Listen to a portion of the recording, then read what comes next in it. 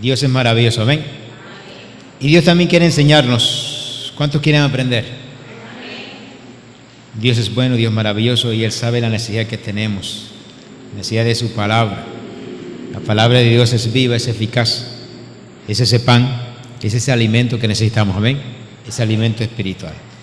Entonces vamos a disponer nuestros corazones, nuestras mentes, nuestros oídos, para que esa palabra llegue hasta nosotros. Con nosotros nuestro pastor. ¿Cuántos dan gloria a Dios? Salude al hermano que tiene a su lado y dígale: dispón tu corazón. Dile: dispón tu corazón para recibir la palabra que Dios tiene para nosotros el día de hoy. Amén.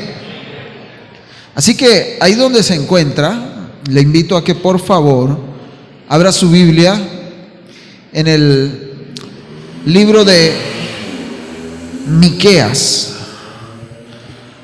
Miqueas capítulo 6, versos del 1 al 8.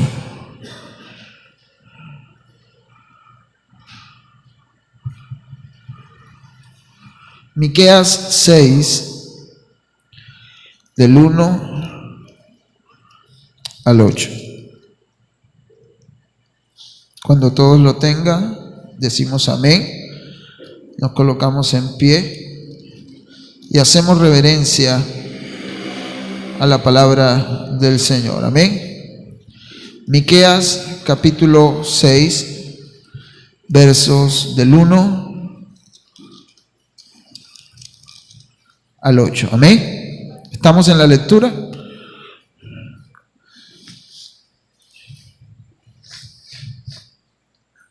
¿Cuántos dan gloria a Dios? Leemos la palabra de Dios en nombre del Padre, del Hijo y del Espíritu Santo. Amén. Dice el Señor en su palabra, tiene por título: Controversia de Jehová contra Israel. Oíd ahora lo que dice Jehová: levántate, contiende contra los montes, y oigan los collados tu voz. Oíd montes y fuertes cimientos de la tierra, el pleito de Jehová. Porque Jehová tiene pleito con su pueblo y alterca con Israel. Pueblo mío, ¿qué te he hecho o en qué te he molestado? Responde contra mí, porque yo te hice subir de la tierra de Egipto y de la casa de servidumbre te redimí, y te envié delante de ti a Moisés y a Aarón y a María. Pueblo mío, acuérdate ahora qué aconsejó Balac, rey de Moab, y qué le respondió Balaam, hijo de Beor, de Sitín hasta Gilgal, para que conozcas las justicias de Jehová. ¿Con qué me presentaré ante Jehová y adoraré al Dios Altísimo? Me presentaré a Él con holocaustos, con becerros de un año. ¿Se agradará Jehová de millares de carneros o de 10,000 arroyos de aceite? Daré mi primogénito por mi rebelión, el fruto de mis entrañas por el pecado de mi alma. Oh hombre, Él te ha declarado lo que es bueno. ¿Y qué pide Jehová de ti? Solamente hacer justicia, amar la misericordia y humillarte ante tu Dios. Amén. ¿Cuántos dan gloria a Dios? Puede tomar asiento.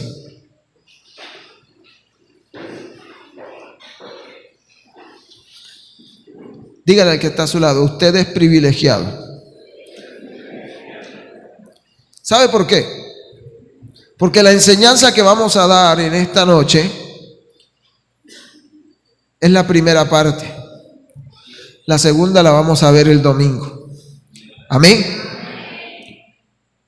Vuelve y dígale al que está a su lado: usted es privilegiado. Amén.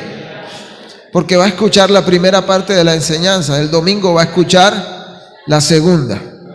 Amén. Y usted le va a llegar a su casa y le va a decir a la persona que no vino, le va a decir, ves el domingo, porque vamos a continuar con la enseñanza del viernes. Ahora, mira al que está a tu lado y dile, entonces tienes una tarea.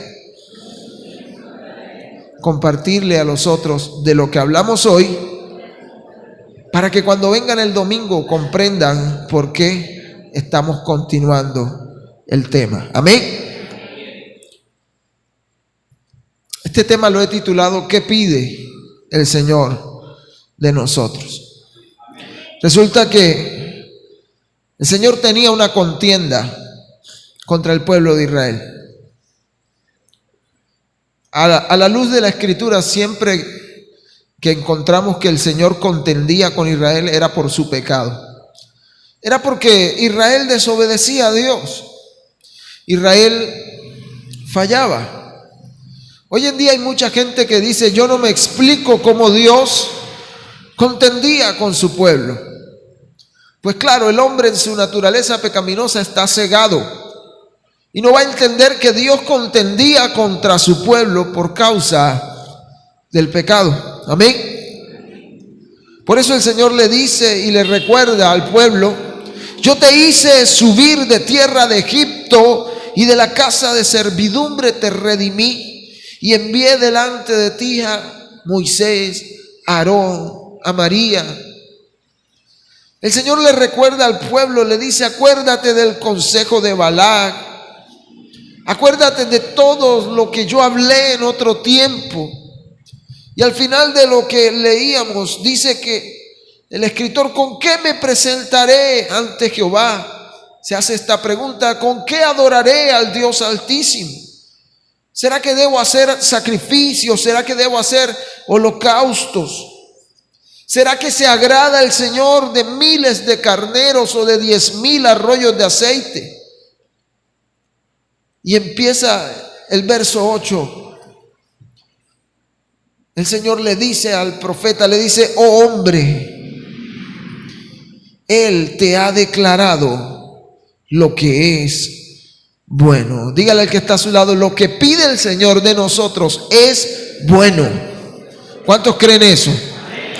El Señor le dice, solamente que hagas justicia, que ames misericordia y que te humilles ante ¿quién? Ante Dios. Amén. Ahora, no sé si a usted le ha pasado en algún momento de su vida que usted quiere hacer muchas cosas, pero su cuerpo no responde para hacer tantas cosas. ¿A cuánto le ha pasado eso? Amén. Quizás tenemos tantos planes, tenemos tantas cosas por hacer, pero físicamente no somos capaces de hacerlo. Ahora, mi intención con estos dos sermones, con estas dos enseñanzas es que si somos un cuerpo, somos el cuerpo de Cristo, entendamos qué es lo que el Señor pide de nosotros como cuerpo de Cristo. Amén. ¿Qué es lo que el Señor pide que hagamos? Quizá esta enseñanza pueda interpretarse a nivel congregacional, pero también puede interpretarse a nivel personal. ¿Qué pide Dios de mí como parte de su cuerpo? Amén. ¿Cuántos son padres acá? Ahora, todo padre tiene expectativas con respecto a sus hijos. Amén. Todo padre espera que su hijo llegue a ser alguien en la vida, que deje un legado, que deje una trayectoria, quizá que estudie una carrera, que se proyecte para el futuro. Así nuestro Padre Celestial espera de nosotros algo. Amén. Siempre que el Señor contendía contra su pueblo, el Señor los exhortaba, los regañaba, pero al final les decía lo que Él pedía en ciertas circunstancias para el pueblo. Amén. Ahora, como primera medida, lo que el Señor pide de nosotros como iglesia es que caminemos con Él, que no nos apartemos de sus caminos. Eso es lo que Dios pide de cada uno. El salmista en el Salmo 17, verso 5, él le pedía al Señor de la siguiente manera. Él le decía, Señor, sustenta mis pasos en tus caminos, para que mis pies no resbalen. ¿Sabe que muchas veces nosotros resbalamos porque nuestros pies no están sustentados o sostenidos por el Señor? Amén. Aquí lo que el salmista le está diciendo al Señor es: Señor, sostén mis pies en tus caminos para que estos no resbalen. ¿Cuántos le han orado de esa manera al Señor? ¿Cuántos quizás le han dicho: Señor, ayúdame en esta vida en la cual voy caminando contigo para no resbalar? Por eso Jesús, cuando le enseñó a orar a sus discípulos, él en parte de la oración dice: no nos dejes caer en tentación. ¿Sabe? Porque la tentación viene a diario, pero nosotros debemos orar al Señor para que nos fortalezca y no tropecemos. Lo que el Señor pide es que andemos en sus caminos, que sigamos sus pisadas. Primera de Pedro, capítulo 2, verso 21. Dice la Biblia: pues para esto fuisteis llamados, porque también Cristo padeció por nosotros, dándonos ejemplo para que sigamos sus pisadas. Fuimos llamados a seguir el ejemplo ¿de quién? De Cristo. Amén. El único hombre sobre la tierra que ha sido digno de imitar por completo. Tentado en todo, pero sin pecado, dice la Escritura. ¿Cuánto da gloria a Dios? Jesús no anduvo en escándalos. Jesús no era de esas personas que se paraba en una esquina y daba de qué hablar por su mal comportamiento. No, por el contrario, la gente decía: mira, allá viene el que hace milagros, mira, allá viene el que sana enfermos, mira, allá viene un hombre de buena conducta. Porque Cristo caminó siempre a la luz de lo que el Padre le había dicho. ¿Cuántos están aquí?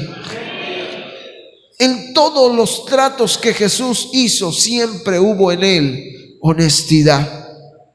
Cuando habló con sus discípulos después de haber resucitado, él les dijo el Señor: en el mundo tendrán aflicciones. Fue honesto, pero confíen que ya yo vencí al mundo. ¿Cuántos dan gloria a Dios? Siempre hubo honestidad. Jesús siempre fue correcto en todo lo que hizo. Por eso Él espera de nosotros como su pueblo que andemos en ese camino de rectitud, que andemos en el camino de la verdad sin extraviarnos de Él. ¿Cuántos están aquí? Nosotros somos su cuerpo. Amén. Y dice la Biblia que Cristo ha venido a ser la cabeza. ¿La cabeza de qué? Del cuerpo. Hay varias analogías que el Señor hace acerca de la iglesia. Nosotros somos la iglesia, somos su cuerpo. Amén. Y quizás dentro del cuerpo de Cristo tú seas una mano, seas un pie, pero eres parte del cuerpo de Cristo, y por ser parte del cuerpo de Cristo eres importante. ¿Cuántos son importantes para el reino de los cielos? Amén. Somos importantes para el reino de los cielos. Somos el cuerpo de Cristo. Pensemos por un momento los lugares que Cristo frecuentaba, los lugares que Él visitaba. Pensemos por un momento lo que Cristo hacía, cómo se comportaba, cómo andaba Él por la vida. Pensemos por un momento las costumbres de Jesús. En varios versos de los evangelios nos dice que Jesús temprano se levantaba y iba y se encontraba con el Padre. En varios versos nos dice que Jesús ayunaba, nos dice que Jesús oraba. Imitemos la conducta de nuestro Señor Jesucristo. No nos apartemos de sus caminos. La Biblia enseña: bienaventurado el varón que no anduvo en camino de pecadores, ni en silla de escarnecedores se ha sentado. Amén. Andar en los caminos del Señor es andar obedeciendo su palabra. ¿Cuánto da gloria a Dios? ¿Qué otra cosa espera el Señor de nosotros? Primero, que andemos en sus caminos. Segundo, el Señor espera que pensemos como Él. Dice la palabra del Señor en primer libro de Corintios, capítulo 2, versos del 12 al 16. Dice el Señor: y nosotros no hemos recibido el espíritu del mundo, sino el espíritu que proviene de Dios, para que sepamos lo que Dios nos ha concedido, lo cual también hablamos, no con palabras enseñadas por sabiduría humana, sino con las que enseña el Espíritu, acomodando lo espiritual a lo espiritual. Pero el hombre natural no percibe las cosas que son del Espíritu de Dios, porque para él son locura, y no las puede entender porque se disciernen espiritualmente. En cambio, dice la Biblia, el espiritual juzgará todas las cosas, pero él no es juzgado de nadie. Porque ¿quién conoció la mente del Señor? ¿Quién la instruirá? Mas nosotros tenemos la mente de Cristo. Todo este texto que hemos leído tiene un contexto espiritual.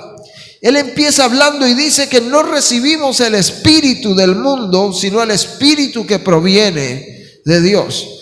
Desde aquí entendemos entonces el texto, el verso 16, cuando dice que tenemos la mente de Cristo. No es que nosotros conozcamos lo que ya Cristo pensó. El Señor dice en su palabra que sus pensamientos son mucho más altos que nuestros pensamientos. Cuando el Señor nos dice que tenemos la mente de Cristo, nos quiere dar a entender que pensemos como Cristo pensaba, que actuemos como Cristo actuaba, porque en nosotros mora su Espíritu. Si el Espíritu de Dios no mora en nosotros, no vamos a pensar como Cristo pensaba. Cuando Cristo fue bautizado, descendió sobre él el Espíritu Santo de Dios. Y desde ahí comenzó a enseñar. Entonces, ¿qué era lo que pensaba Cristo? ¿Cuál era el propósito de Cristo? ¿Qué había en su mente y en su corazón? La Biblia en Filipenses 2:5 nos enseña y nos exhorta: haya pues entre vosotros el mismo sentir que hubo también ¿en quién? En Cristo. Es decir, que sintamos lo que Cristo sentía. Cristo sentía compasión por los perdidos. Cristo amaba a los perdidos. Amén. Jesús actuó correctamente porque pensó correctamente. Amén. Ahora, que Jesús era sujeto a tentaciones y a pasiones, claro. La Biblia dice que una vez se fue antes de morir a orar. Y él le dijo al Padre: Padre, si es posible, pasa de mí esta copa. Él sabía el sufrimiento que iba a padecer. Pero Jesús pensaba correctamente, porque Jesús le dice: Señor, hágase tu voluntad y no la mía. ¿Sabe que el que piensa correctamente, el que piensa como Jesús, cuando va a tomar una decisión le dice: Señor, hágase tu voluntad, y no actúa a la ligera? El que piensa como Jesús piensa siempre en engrandecer el reino de Dios. Ahora, mi pregunta es: ¿qué estamos haciendo como iglesia para que el reino de Dios se extienda? Pero no me estoy refiriendo a este reino físico en el cual estamos. Es el reino de Dios que es espiritual. ¿Qué hacemos para que su reino se extienda? Para que el Señor corra y fluya en este pueblo. Es necesario que empecemos a pensar como Jesús, y pensaremos que el reino de los cielos debe extenderse a mi familia, a mi vecindario, a mi trabajo, a los que me rodean. ¿Cuántos dan gloria a Dios? Jesús siempre pensaba en la necesidad del otro. Jesús siempre pensaba en la necesidad de los demás. Dice la Biblia que un día vio a la gente que estaba descarriada como ovejas que no tienen pastor, y tuvo misericordia de ellos y oró por ellos, y muchos fueron sanados, porque Jesús no pensaba para él, sino en agradar al Padre, en cumplir lo que el Padre le había dicho que hiciera. Dile al que está a tu lado, piensa como Jesús. Amén. Él espera que hagamos lo mismo, que pensemos como Él. Santiago capítulo 3, versos del 13 al 18, el Señor dice: ¿quién es sabio entre vosotros? Muestre por su buena conducta sus obras en sabia mansedumbre. Pero si tiene celos amargos y contención en vuestro corazón, no se jacten ni mientan contra la verdad, porque esta sabiduría no es la que desciende de lo alto, sino terrenal, animal y diabólica. Todo el que piensa como piensa el mundo está pensando en una sabiduría terrenal, animal y diabólica. Mire lo que dice el Señor: porque donde hay celos, donde hay contención, allí hay perturbación y toda obra perversa. Pero la sabiduría que es de lo alto es primeramente pura, después pacífica, benigna, llena de misericordia y de buenos frutos, sin incertidumbre ni hipocresía. Todo lo amable, todo lo recto, todo lo que es de buen nombre, si hay virtud alguna, en eso pensad, dice la palabra.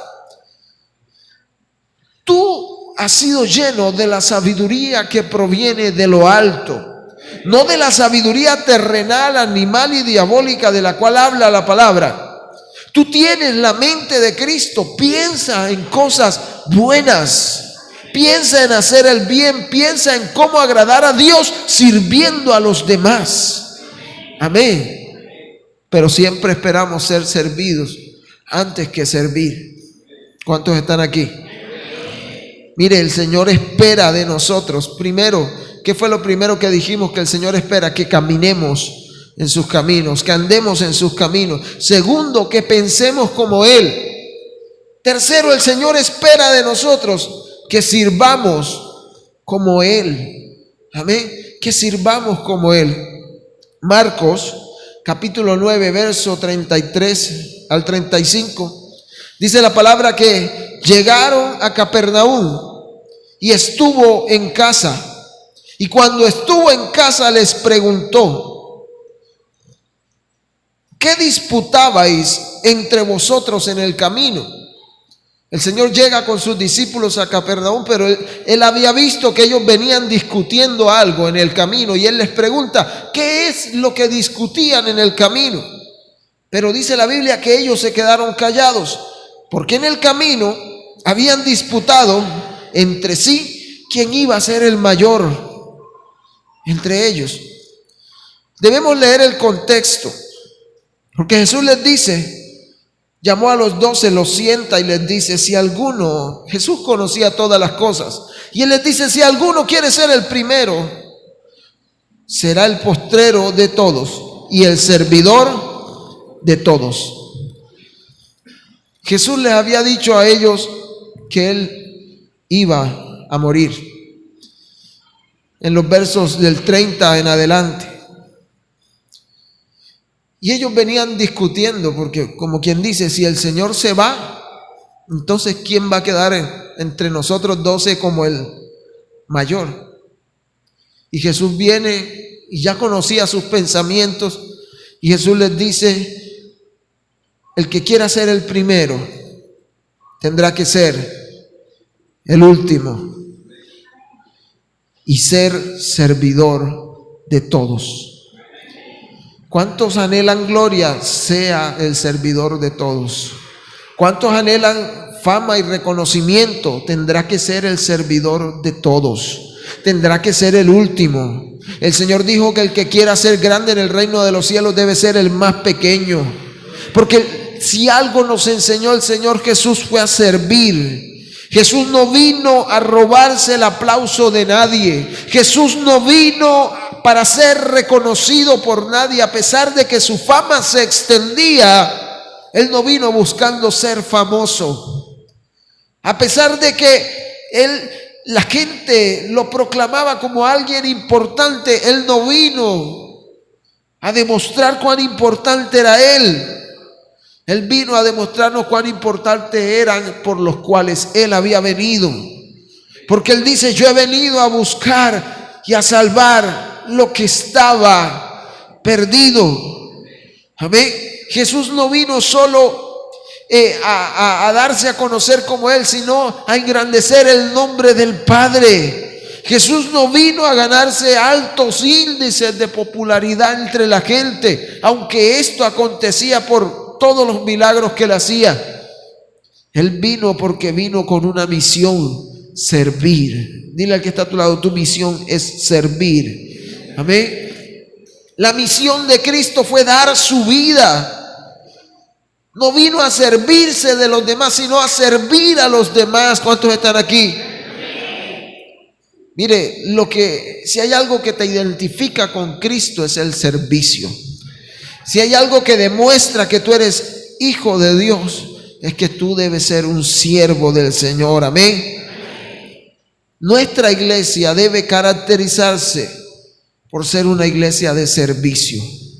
Amén. ¿Cuántos dan gloria a Dios? Eso fue lo que Jesús nos enseñó, sin esperar nada a cambio, darlo todo por Él. Amén. Tanto así que le dijo a Pedro, le dijo un día: Pedro, si tú no te dejas servir, tú no tendrás parte conmigo en el reino. No solamente es aprender a servir, sino dejarnos servir también por otros. ¿Cuántos dan gloria a Dios? Efesios capítulo 4, versos del 1 al 6 dice: yo pues, preso en el Señor, les ruego que anden como es digno de la vocación con que fueron llamados, con toda humildad y mansedumbre, soportando con paciencia los unos a los otros en amor, solícitos en guardar ¿qué? La unidad del Espíritu en el vínculo de paz. Un cuerpo, un espíritu, como también fueron llamados, una misma esperanza de vuestra vocación, un Señor, una fe, un bautismo, un Dios y Padre de todos, el cual es sobre todos y por todos y en todos. Primero, el Señor quiere que caminemos con Él. Segundo, el Señor quiere que pensemos como Él. Tercero, el Señor quiere que sirvamos como Él sirvió. ¿Se lo está grabando? Recuerde que tiene que compartírselo al otro que no vino. Amén. Ahora, ¿qué más espera el Señor de nosotros? Que seamos una iglesia unida. Amén. Si bien les dije hace un momento que haya entre nosotros el mismo sentir que hubo también en Cristo. El Señor, orando por sus discípulos, le pide al Padre: Padre, que ellos sean uno como tú y yo somos uno. Aquí en este texto de Efesios, el Señor les dice que sean un solo cuerpo, un espíritu, como también fueron llamados a una misma esperanza, un Señor, una fe, un bautismo, un Dios. Que seamos una iglesia unida en el Espíritu de Dios. ¿Cuántos están aquí? Que no nos caracterice la división, sino la unidad que hay entre nosotros como pueblo del Señor. ¿Cuántos lo creen? El Señor espera que sepamos que nosotros somos su novia y que luego seremos su esposa. Vuelvo y te lo repito, iglesia. El Señor espera que nosotros sepamos que somos su novia. La iglesia en este tiempo es la novia y un día será la esposa. ¿Cuántos lo creen? Mire, hay un consejo en Efesios capítulo 5, verso 22 y 23. Un consejo que el Señor le da a las casadas. Dice: las casadas estén sujetas a sus propios maridos como al Señor, porque el marido es cabeza de la mujer, así como Cristo es cabeza de la iglesia, la cual es su cuerpo y Él es su Salvador. El mensaje principal aquí no es solamente enseñar que las casadas estén sujetas a sus maridos. El mensaje aquí también es enseñar que la iglesia un día será la esposa del Señor y que así como la casada debe estar sujeta a su marido, la iglesia debe estar sujeta a su Señor. ¿Cuántos dan gloria a Dios? Mire, dentro de la Biblia el matrimonio es una de las analogías más profundas que el Señor usa para representar a su iglesia. Pero no solo la representa con el matrimonio, también la representa con el noviazgo. Y el Señor dice en su palabra que la iglesia es su novia. Y resulta que cuando un hombre y una mujer se hacen novios, ¿cierto? Ninguno de los dos deben coquetear. Es decir, la novia ya no debe coquetear con ningún otro varón, porque es la novia de fulano, ¿cierto? ¿Cuántos están conmigo en eso? Nosotros somos la novia del Cordero y nosotros no podemos, como hijos de Dios, andar coqueteando con el mundo, porque estamos comprometidos ¿con quién? Con Jesús. Amén, porque las bodas son con el Cordero. Amén. Dile al que está a tu lado, tú eres la novia del Cordero. No coquetees con el mundo. ¿Estamos aquí? Amén. Cuando uno está de novio, lo único que espera, si es un noviazgo con propósito, lo único que uno espera es ¿qué? La boda. Amén. No, pero como hoy en día se tiene otra costumbre. Yo conozco personas que van probando aquí, probando allá, probando aquí, probando allá. Y cuando llegan al matrimonio, llegan totalmente arrastrados con una vida desordenada, con 20,000 desilusiones amorosas y con su corazón completamente roto. Nosotros somos la novia del Cordero. No podemos andar probando porque somos y estamos comprometidos con Jesucristo, quien un día desposará a la novia en el reino de los cielos, porque estamos invitados a esas bodas, a las bodas del Cordero. Amén. Mire, ¿sabe por qué nosotros como pastores no podemos jugar a la iglesia? No podemos jugar con la iglesia del Señor, porque a nosotros como pastores se nos ha encomendado la novia del Cordero para que le enseñemos, para que la cuidemos. Por eso hay una responsabilidad grande sobre el pastorado, porque está en sus manos la novia que un día le presentarán al Padre en el reino de los cielos. ¿Cuántos están aquí? También como esposa el Señor compara a la iglesia. Como esposa, la esposa debe amar ¿a quién? A su esposo. Como esposa, la esposa debe gozarse en la presencia de su esposo, en su amistad, en su cariño. La iglesia del Señor un día será de Cristo completamente. Dice la Biblia, le veremos tal cual es. Y todo aquel que anhela esto se purifica a sí mismo. Dile al que está a tu lado, Dios demanda de ti fidelidad. Dios demanda de ti fidelidad en todas las áreas. No coquetees con el mundo, no te apartes del Señor, no andes poniendo tu mirada en las cosas terrenales. Pon tu mirada en Jesús, el autor y consumador de nuestra fe. ¿Cuántos están aquí? ¿Cuántos dan gloria a Dios? El Señor espera que entendamos que somos su ejército. Somos su ejército. Segundo libro de Timoteo, capítulo 2, verso 3. Dice el Señor, tú pues sufre penalidades como buen soldado de Jesucristo.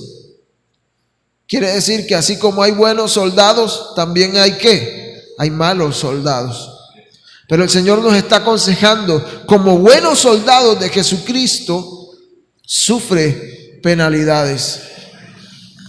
Mire, yo no he visto soldados que vayan al monte a pelear y no les toque sufrir. Por lo general hay sufrimiento y quizá ellos van armados y llevan granadas, llevan fusiles, rifles, lo que lleven. van quizás confiados en sus propias fuerzas, pero van a enfrentarse, van al peligro, van a tener que sufrir. Nosotros somos soldados del ejército de Dios. ¿Cuántos lo son? Debemos ser buenos soldados, que aprendamos a sufrir penalidades. ¿Sabe qué es lo que Pablo le estaba diciendo aquí a Timoteo? Yo le he pedido al Señor que me enseñe esto. Pablo lo que le estaba diciendo a Timoteo es: Timoteo, ojo, que un buen soldado no se devuelve ante el sufrimiento. Timoteo, ojo, que cuando te toque padecer, tú debes seguir caminando, tú debes seguir avanzando, porque un buen soldado no le teme al sufrimiento, porque sabe que Cristo sufrió, pero a la vez tuvo victoria. Amén.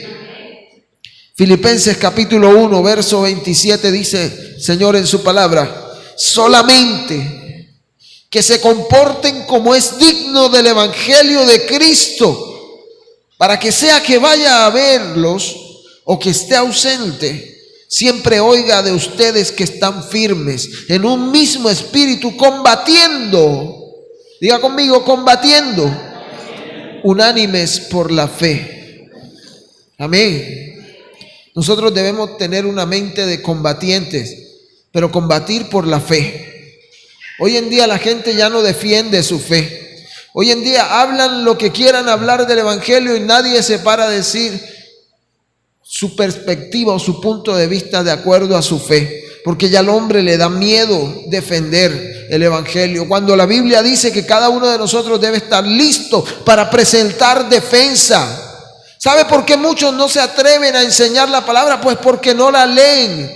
Muchos no se atreven a compartírsela a otros. No, vamos a esperar y un día esto te llevo a la casa del pastor y nos reunimos y compartimos. Iglesia, tú también debes estar capacitado en la palabra para compartirla a otros. Eso es combatir por la fe. Amén. Con un espíritu agresivo, pero un espíritu agresivo para atraer a otros a Cristo, para extender su reino, con un entrenamiento adecuado. Debemos estar pendientes de quién es el que nos está enseñando y qué es lo que nos está enseñando, porque hoy en día muchos se dejan enseñar de falsos profetas. Hoy en día muchos se dejan enseñar un evangelio muy liviano, un evangelio donde cada uno hace lo que quiere y no tiene en cuenta a Dios. Debemos combatir la buena batalla de la fe como buenos soldados de Jesús. Un buen soldado es aquel que tiene no solo el entrenamiento adecuado, sino que tiene un plan de batalla definido. Tiene una disciplina en su vida. Si hay algo que tienen los soldados es que son muy disciplinados. Se les enseña la disciplina. Pero hoy en día el cuerpo de Cristo ha perdido la disciplina. Ya el cuerpo de Cristo no es disciplinado. La iglesia, por el contrario, le da igual si viene o si no viene. La iglesia, por el contrario, le da igual si ayuna, si no ayuna, si ora, si no ora, porque no hay disciplinas espirituales. Dile al que está a tu lado, pon atención a las disciplinas espirituales. Amén. ¿Por qué? Porque debemos estar prestos para pelear contra el enemigo. La Biblia dice que las armas de nuestra milicia no son carnales, sino son poderosas en Dios. Esto quiere decir que son armas espirituales. La fe, la oración, la palabra son las armas del creyente. Por eso debemos estar bien capacitados y bien disciplinados en cumplir lo que el Señor nos dejó. Amén. Nosotros debemos estar listos para defender lo que se nos ha confiado. ¿Qué se nos ha confiado a nosotros? Su palabra. Amén. Debemos estar listos para defenderla. El Señor espera de nosotros que entendamos que somos una sola familia. Amén. Efesios capítulo 2, versos del 14 al 19. Dice su palabra: porque Él es nuestra paz, que de ambos pueblos nos hizo uno, derribando la pared que nos separaba, aboliendo en su carne la enemistad, la ley de los mandamientos expresados en ordenanzas, para crear en sí mismo de los dos un solo nuevo hombre, haciendo la paz, y mediante la cruz reconciliar con Dios a ambos en un solo cuerpo, matando en ella las enemistades. Y vino y anunció las buenas nuevas de paz a ustedes que estaban lejos y a los que estaban cerca, porque por medio de él los unos y los otros tenemos entrada por un mismo espíritu al Padre. Así que ya no soy extranjeros ni advenedizos, sino conciudadanos de los santos y miembros ¿de qué? De la familia de Dios. Tú y yo somos miembros de la familia de Cristo. No somos un partido político, no somos un club social más, no somos un club de beneficencia, ni mucho menos somos una agencia fraternal o algo por el estilo. Tampoco somos una firma profesional como la hay de abogados, de contadores. No, nosotros somos una familia porque tenemos un Padre y tenemos como hermano mayor a Cristo, que dice la Biblia que Él es el primogénito de entre muchos hermanos. Dile al que está a tu lado: tú eres mi familia. Amén. El Señor quitó las enemistades y ahora somos uno. ¿En quién? En Cristo Jesús. Desde la creación vemos el plan de Dios para las familias. ¿Cuántos sabían eso? Cuando el nacimiento de Cristo, el Señor nos mostró lo que es ser una buena familia. Que José, no siendo el padre biológico de Jesús, la Biblia dice que él pensó en secreto abandonar a María. Pero el Señor le habló y él escuchó la voz del Señor. Y vimos cómo el Señor, cómo José hizo lo posible por preservar la vida de Jesús, apoyando a María en todo, ayudándola en todo. Cuando Jesús hizo su primer milagro, lo hizo ¿dónde? En una boda. Amén. En una boda, para enseñarnos que la familia y el compromiso matrimonial es lo más importante. ¿Por qué? Porque el Señor, en el Señor nosotros somos también una familia. Cuando Jesús muere, ¿quiénes estaban en la cruz? María y Juan, para enseñarnos también que hasta las últimas consecuencias nosotros debemos estar ahí unidos, porque somos una familia. Y a lo largo de toda la Escritura, Dios estableció un plan para toda la familia. Josué en cierta ocasión le dijo al pueblo: si ustedes quieren servir a otros dioses, háganlo, pero yo y mi casa serviremos al Señor. Hay un plan establecido por Dios para la familia, y esta congregación, aunque pequeña, pero es una familia que agrada a Dios junta. Amén. ¿Cuántos dan gloria a Dios? Mire, yo siempre he dicho, yo le he dicho a Glenis que a veces nosotros salimos a Montería o a cualquier lugar que salgamos lejos, y yo le decía a ella: yo no siento paz en ningún otro lugar, sino cuando llego a la casa, al hogar, al calor del hogar. Ahí es donde yo puedo encontrar esa paz, me puedo sentir tranquilo. ¿Sabe una cosa? Nosotros somos la familia de Cristo, y el lugar donde nosotros debiéramos encontrar la paz, la tranquilidad, el descanso, el alivio y las buenas relaciones es dentro de la casa del Señor, como cuerpo de Cristo. Pero hay gente que no quiere venir a la iglesia porque cree que solo van a poder avanzar. Pero tú necesitas de tu hermano para avanzar, necesitas del consejo de tu hermano, necesitas del roce aún para poder moldear tu carácter. ¿Cuántos están aquí? En la familia es donde se ven crecer a los hijos. En la familia es donde vivimos muchos tipos de emociones. Experimentamos quizás tal vez el roce, pero también experimentamos el amor, pero seguimos siendo familia. Amén. Dile al que está a tu lado, tú y yo somos la familia de Cristo. Voy a dejar hasta aquí esta noche porque el domingo quiero continuar la segunda parte de esta enseñanza. Amén.